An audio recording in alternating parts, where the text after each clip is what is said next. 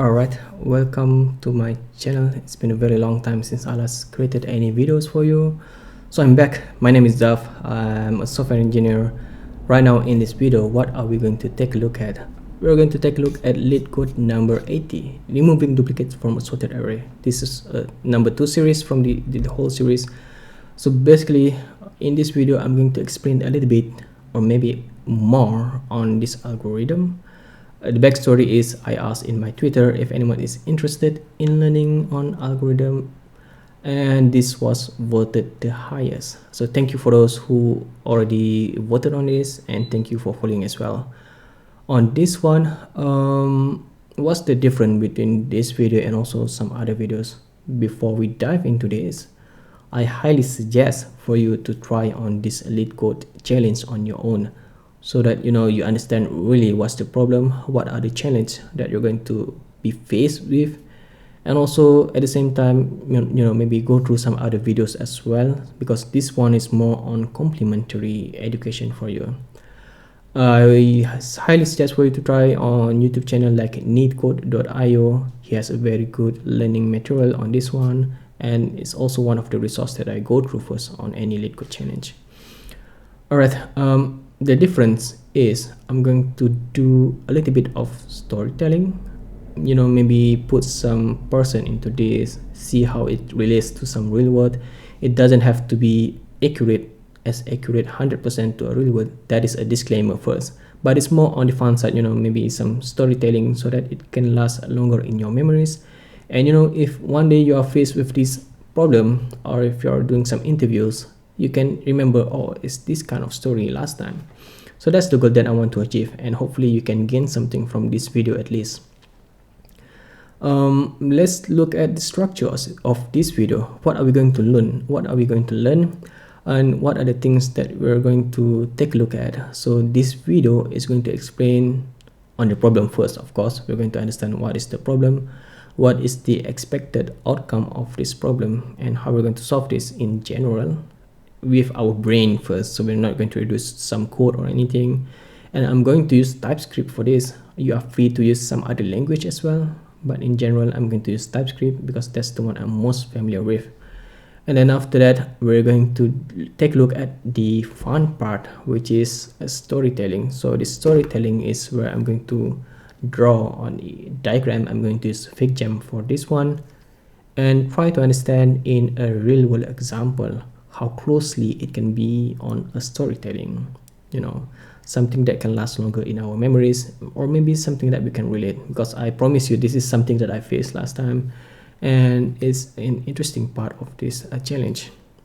And then what's next? And then that means after we have this problem, we're going to solve this. Of course, everything is useless if you can't solve this in a code. I'm going to use TypeScript like I mentioned just now, and instead of running this on the website, I'm going to run this on my local. So I have a basic TypeScript project setup with a test that you're going to take a look like, and afterward you can maybe just download this from GitHub so that you can try this on your own.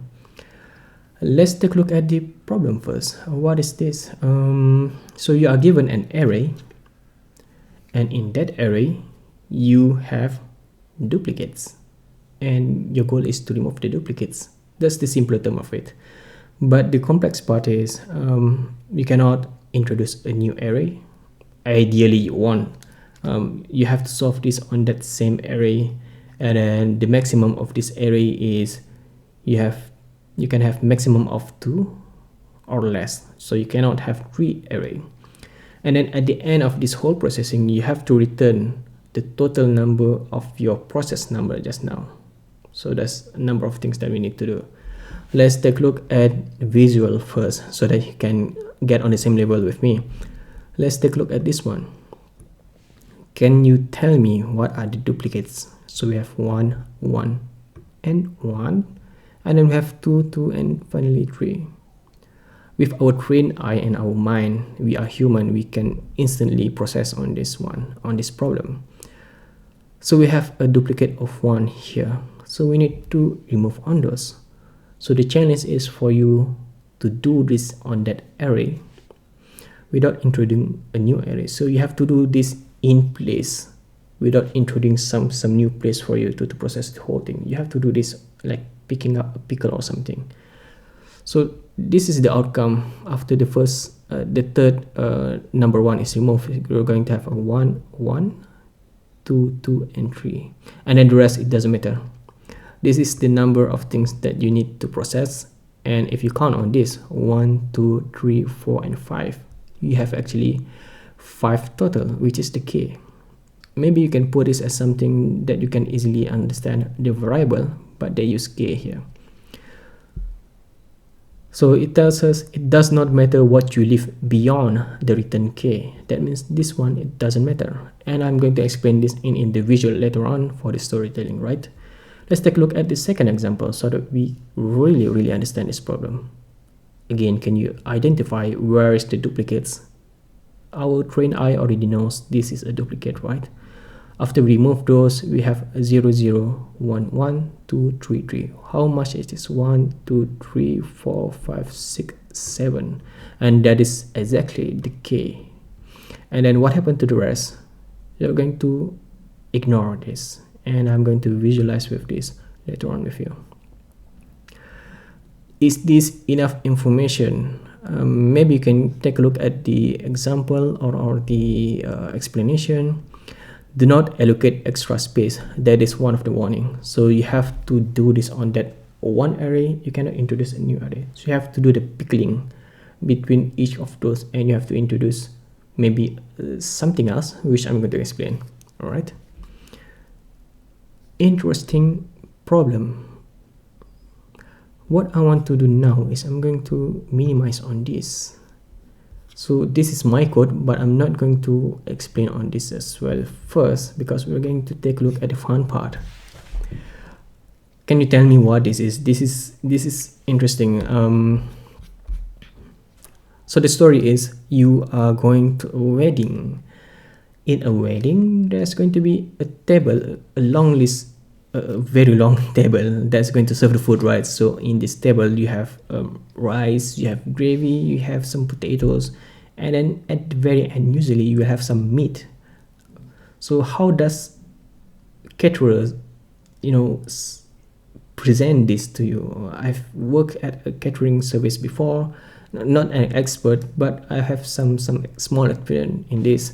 So how do we display the food for the guests? Is we put the most the most heaviest food in the first position, like this one here. For example, this is usually where the rice is, and then next one we have the gravy, and then we have the potato, and then at the end we have this guy here, which is actually meat, lamb meat or lamb shank or anything that is very expensive. And this ideally the one that you don't want people to keep on grabbing, right? So as a human, or as a guest in general, if you go through this process here, from here to here, the best scenario is you're going to, if you're affected by this psychology, you're going to pick up the rice first, and then you're going to pick up the gravy, and then you're going to pick up the potato, and then after your dish is almost full, you will thought to yourself, do I or do I not want to pick this meat, because my plate is already full. So I know my capacity. Can I or can I not take this food? So that's the psychology in catering world. So how does this relate to algorithm? I'm going to introduce to you a problem, and I believe you can already tell there's a problem here with your trained eye. So now you are a senior caterer. You have a very long list of experience. You have been in the catering world for a very long time, and in this gig you are actually tasked with helping someone. So that someone is a junior who created this mistake. It was created by this junior. So with your trained eye, you can already tell that this is a mistake, right? You know that this is a mistake. Juniors shouldn't do like this, but because he's new, maybe he was registered yesterday, he didn't know the whole process. He didn't know the psychology of this catering serving food. So what is your next task? Your next task is actually to guide the junior to solve this problem. You will go through with him throughout this whole process, and until the junior can identify what was his mistake or her mistake, right? So what do we want to introduce now?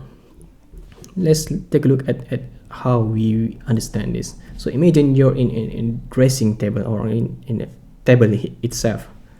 You are standing at the first foot, which is this one here, and then on the other side you have the junior who's going to do the grunt work. So imagine you're going to standing on this one and this one, but you are a senior. You know that the first one is not really important. It's already sorted for you. It doesn't matter. So what you want to do now is, before I move forward, you need to know that there's unlimited food in this table here. That's why I have this table. This is actually a tray where you have unlimited food. So I'm going to just duplicate this one here. Although ideally in real world you won't have unlimited food, but just for this example and for storytelling purpose, we're going to imagine there's unlimited food, because the food can always be cooked, right? It can already be served by cooking. So you have unlimited number of food here.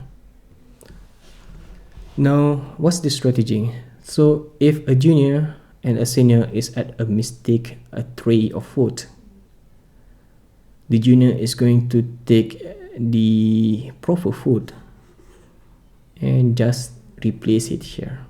So it's not going to take a new one here on the next one. No, he's going to take from the backup and then he's going to put into this new location. So that's the thing that we want to solve. So I mentioned just now the first item is not important because it's always going to be unique. It doesn't matter. What we want to start next is this one here. This is our starting point. So I'm going to put like a instruction here. The first one is start with 0, 1. If we're taking a look at a programming calculation or sorting, we're going to start with 0, 1. Start with number 1. So moving forward, this is the language I'm going to use. I'm going to use the programming identification of this, right? Which is 1. And then next one. So it doesn't matter, because this one and this one, it can be the same or it can be unique. But because this is the maximum of 2, this is guaranteed to always be unique. So the first step is start with 1, and then you're going to move to the first step.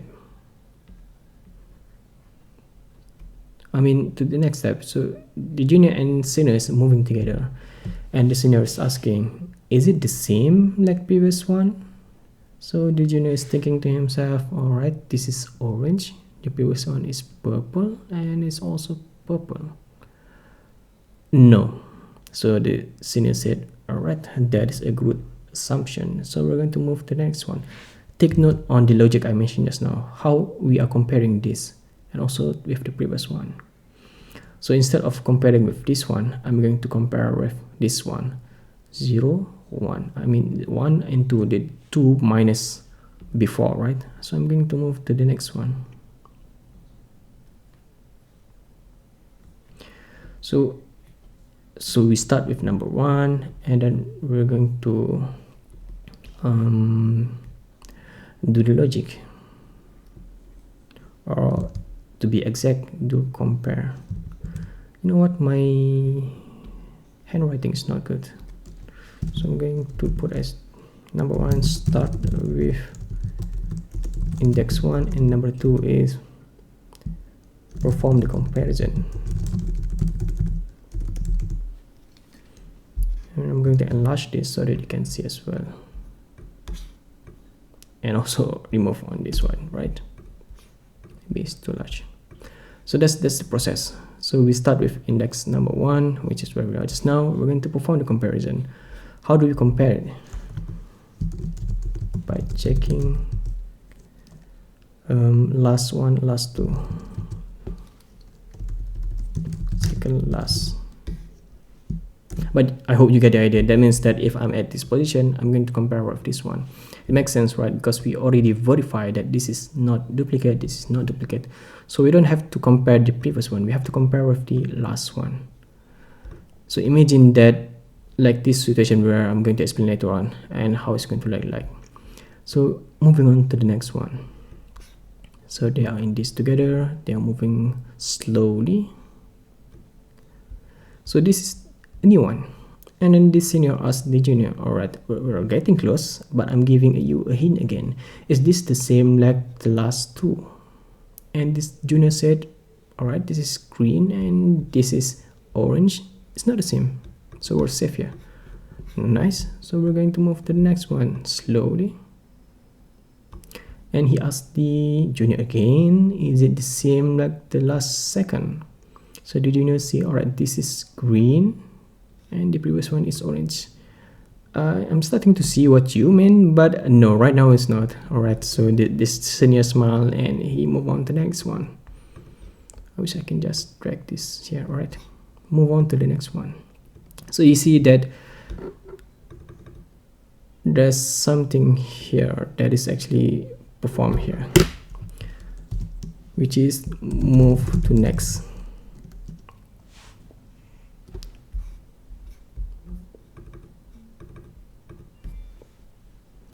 When not,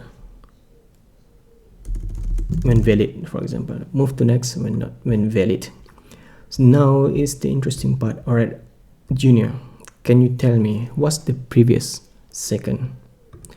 So the junior is standing here and he started to green because he sees his mistake.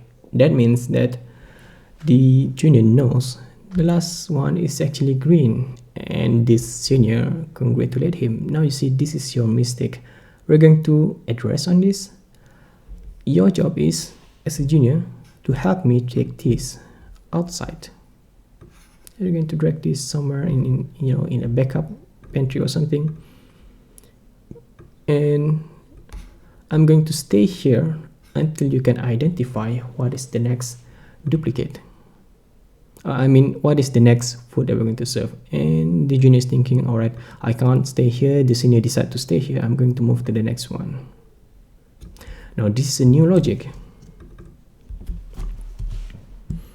If senior identify, or what do we call this? Senior identify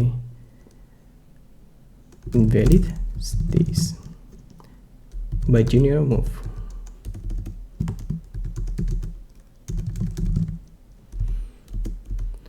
Alright, now the junior move here, but that means that the next one is going to be compared.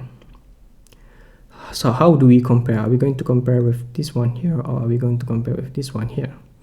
So that means we're going to compare with this one actually, because the senior is the one who's going to decide if it's the same or not.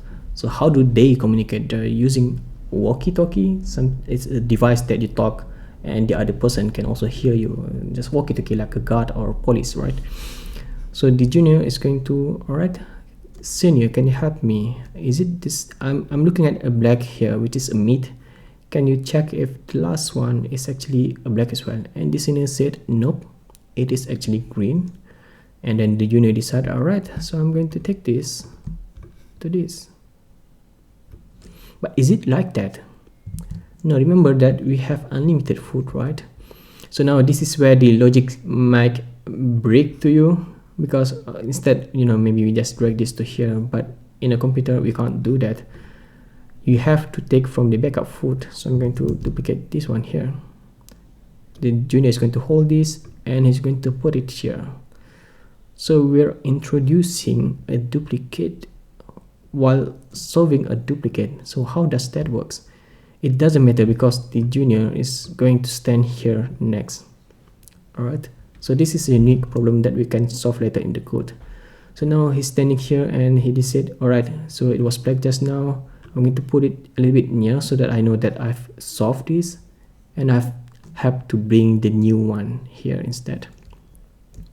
So now the junior is going to move to the next one. Again, this is actually a duplicate or not. If we look at this is black, black, and black is mid, mid, and mid. Is it duplicate? Because no, after the senior has decided to, you know, identify on this one and verify, he's going to move to the next one, or actually this one here, so that we can visualize on this. So I'm going to put this as like something that you have already processed, and this is something that you have not processed. So now the junior is deciding, all right, this is black, and is it same, the last two is it black, and the seniors decide nope, it's not.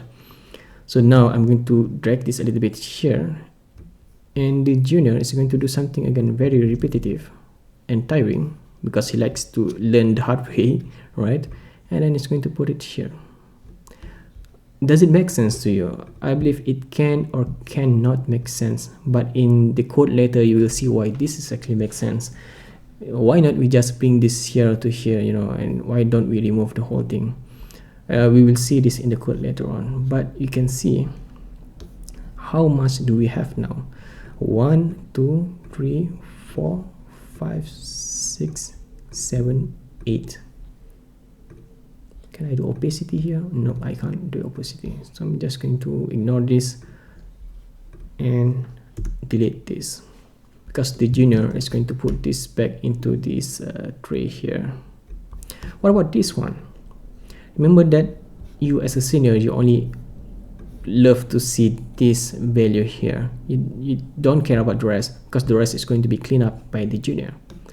So it doesn't matter like this one. If you look at the Leetcode just now, this is actually the underscore, which is something that we don't care.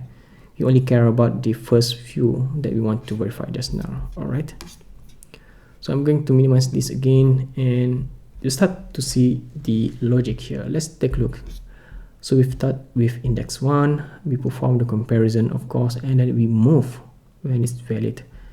And then if senior identify invalid, he stays there, but the junior move and you know, just go to the backup food and then keep dragging this one, and so on and so forth.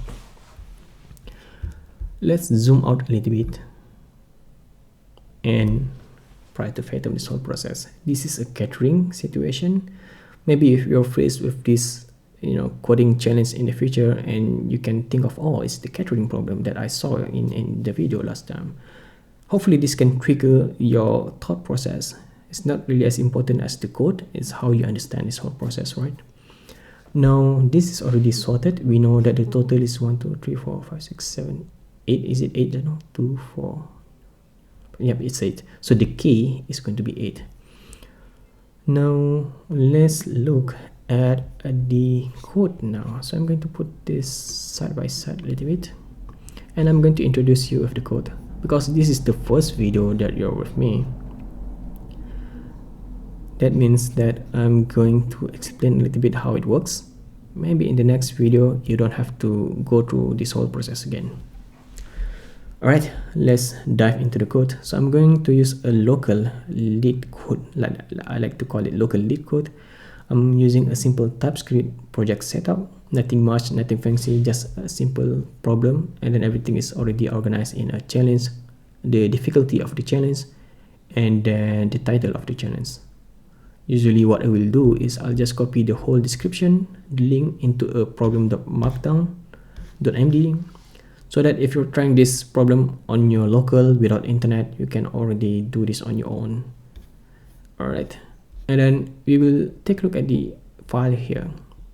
This one is a simple one. It doesn't return much anything right now. It's just going to return as 0. That's how we're going to start this problem, and it's already typed with a number, so we cannot do false or anything. It's just going to return 0. Now this whole process, because we as a senior, you know this logic, you are the one who's identifying, you're the one who's verifying this whole thing.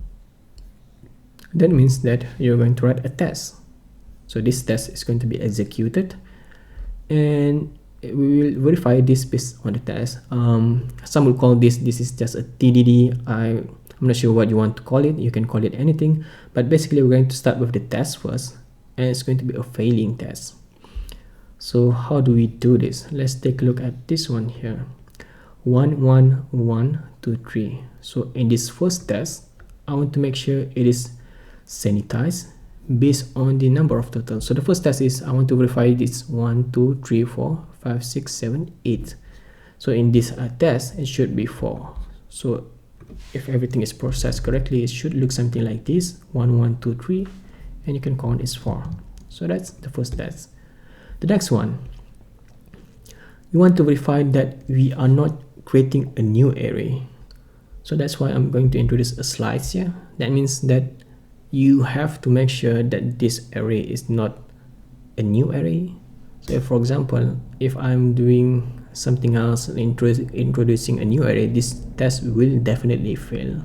So how does this work? The first test is the same like before. I want to make sure that it is 6. All right. If you count from here, 1 2 3 4 5 6, it is 6. But the second test is more on the slicing part. For example, if everything is correctly processed, like for example this one, I'm going to ignore this one, from index 0 until index 6 minus 1, which is the 5. 0 1 2 3 4 5, which is like this one, it is actually equal. And at the same time, it is not creating a new array. So this is something I provided and I verify on this. So in layman term, it means that this is the table and this is the table that I'm verifying. I'm not going to verify on some other table, or if you have to introduce a new table. Why we discuss it like this? Even if as a human you are to create a new table, you have to split a new table, that is going to consume a lot of resources. We have the big O notation on time and space complexity. This is where the space complexity came in. If you have to introduce a new table, you have to go back to the lorry, you have to set up a new table, you have to repeat this whole thing again, you have to duplicate the whole thing. This is taking a lot of spaces, unnecessary spaces. And a real world, you don't have this leverage to do this. You have a limited space. In a wedding event, you don't really have a lot of space to spread as many tables as you want. That's why we kind of like algorithm. It gives you the best explanation. It sort of explains to you why certain situation we cannot really solve like this and that. And in this bigger notation complexity, you can tell that we are going to introduce only one table. And this table is not even managed by you anymore. So that is actually a very simple big O notation. Now, if we look at this one, I mentioned we are not going to introduce a new table. We're not going to complex this whole thing further. We're just going to reuse this, which is why I'm going to introduce slicing. All validation is done on this one table, and that's it. Again, I'm going to repeat this same process here. Just number 2 test with a different number, but in general, you get the idea. Let's take a look at the problem. Here's the fun part.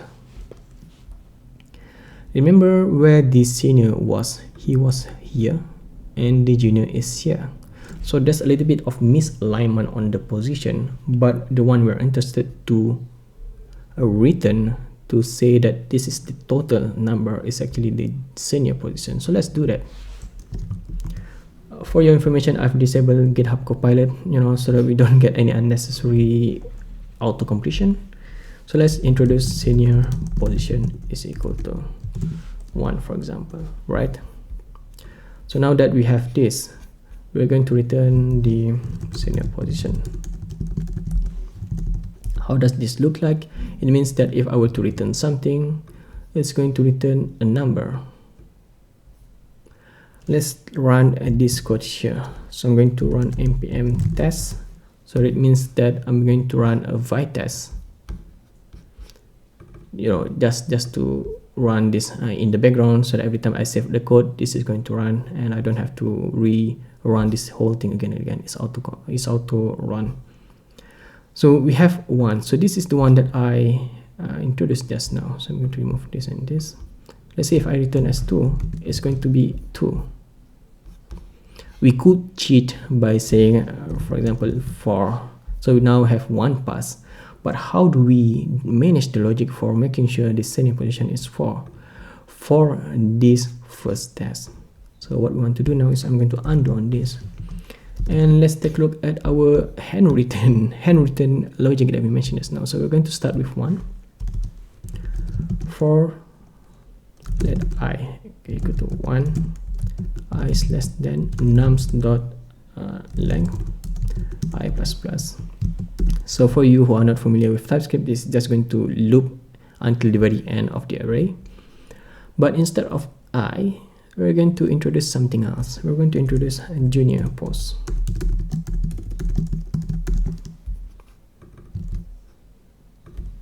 Remove on this one, and then I delete this one as well. So how does that looks like? It means that we are back at the starting position here just now.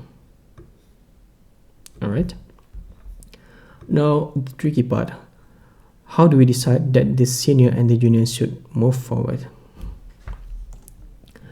So moving forward, we don't have to worry about the junior because the junior is going to move forward regardless of the senior. Why? Because we have this junior position that keeps on increasing.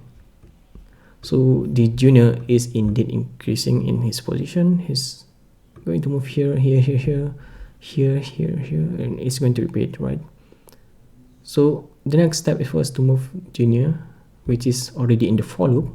But the senior, how can we introduce a senior position moving to next one? So we're going to put senior post plus plus, and that's it. Let's verify the junior and senior are moving together. Okay.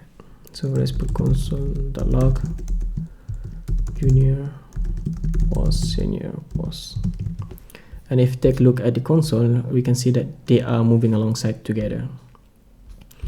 That means that if the junior is moving here, we are also going to move here as well. How can I shift on this one? So they are moving together, but we don't really want this. Remember, we have to make sure the senior stays back. So if senior identify invalid, he stays, but the junior move. So we can already guarantee that the junior is going to keep on moving regardless of the senior position because of the for loop. So he keeps on moving. But because he has the walkie-talkie, they can communicate in some way.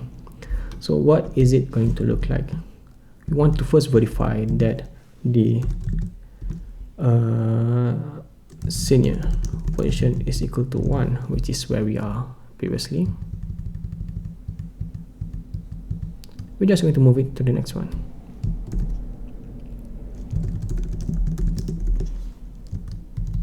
And I'm going to remove this. What does this mean? It means that only the first time is the senior is going to move. Do we have the console? Alright, we remove it just now. So that means only the first time the senior is going to move here. Visually it looks like this, but the senior is already moving ahead so fast, and they didn't communicate. So now the important one is for us to communicate. So if you are in the senior position, you are in position 1, you move the next one, or we're going to introduce a new logic. Remember that I asked if this is actually the same like the last two. So if nums, and what's the position of the senior just now? -2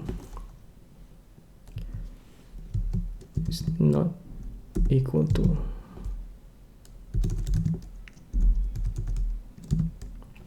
So again, let's visualize this. This one is okay. So we already moved here, and alright, senior position is equal to this one. Num is this, and this is this. So the question is, the senior asked the junior, is it the same like the last two? And he said yes. But it doesn't matter because we're going to move to the next one. Like this, right? So that means this one is not the same like last one, but because the junior knows that this is orange, so that means he's going to stay as orange, or the gravy just now. So we're going to introduce a new logic, which is nums senior position is equal to nums junior, where the junior is standing. So now if you look at this logic, it goes as a success. But why is it like this? Do we understand what is this logic really? So if you look at this situation like this one here, so I'm going to remove this, I'm going to introduce this back into this whole scene. So we're looking at this right now. Imagine that we are in this position. So nums senior position is this one here, and nums junior position is equal to this one here. So right now it's going to stay like this, but because we are putting this position, right, this validation, so if we move forward and we check, hey, is it this the same like the last two, like 1 2? It's not going to be like 1 2 like this one. It's going to be like between the senior last two, so it's valid from here spaces. So is it the same like last two? And the senior tells no, it's not the same. So that's why in our visualization just now we're going to exclude this, put it back on the reserve tray, and the junior is going to drag this one in.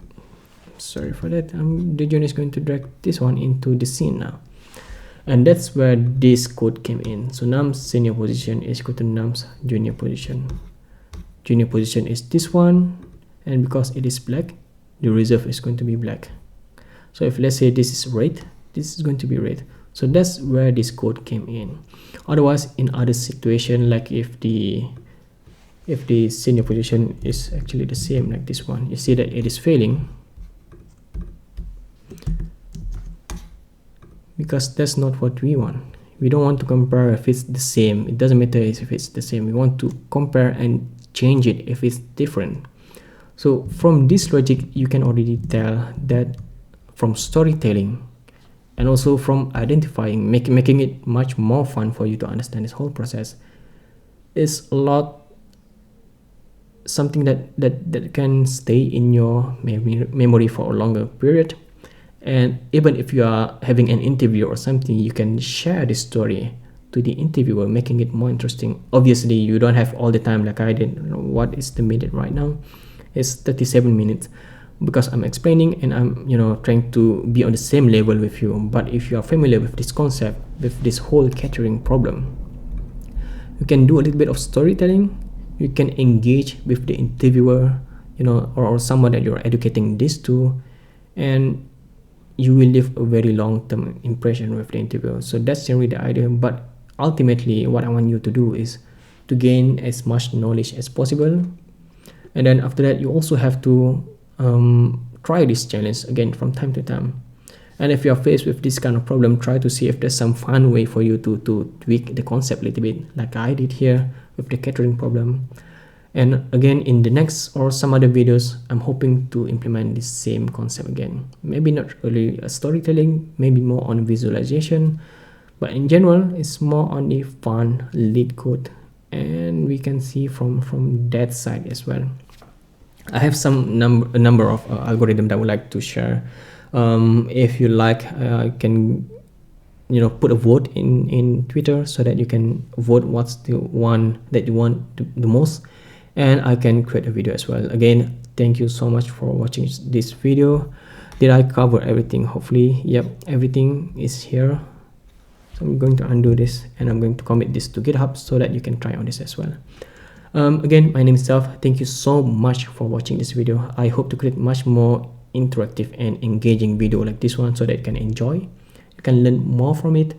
Feel free to subscribe, like this video, share with your friend, so that if someone is facing an interview, you can let them know, hey, this is the catering problem, you can solve it like this and that. But in anyway, thank you so much again. I hope that I can see you guys in the next videos. Bye bye.